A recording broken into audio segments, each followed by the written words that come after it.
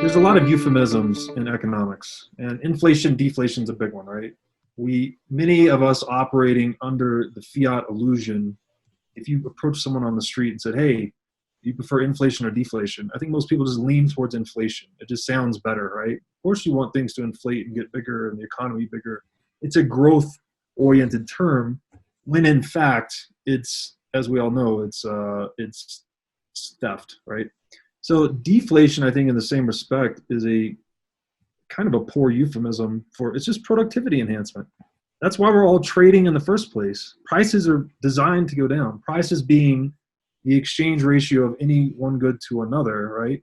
Money being the most marketable of those goods, you would expect other goods, by comparison, to become cheaper over time. That means we're becoming smarter as a society. Our knowledge is becoming more specialized. So the fact that we've tricked an entire planet into thinking inflation is good for the economy is a testament to the magnitude of the con artistry of central banking, in my opinion.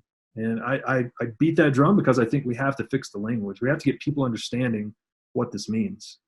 And yeah, to your point, that you know, especially recently, technological deflation or productivity enhancement has created this giant surplus.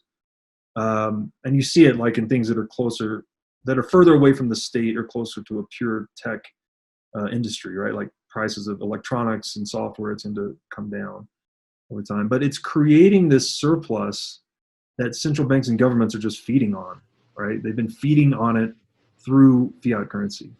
I listened to that pod the other day with that woman that, I don't know her name, Sarah something, that's an advocate for MMT. And she's saying that you're monetizing a deficit, but it doesn't matter because every deficit is someone else's surplus. I'm like, you're stating it right there. Entrepreneurs are creating an economic surplus, doing the real work in the real world, and then bureaucrats and central bankers are harvesting that surplus through fiat currency inflation.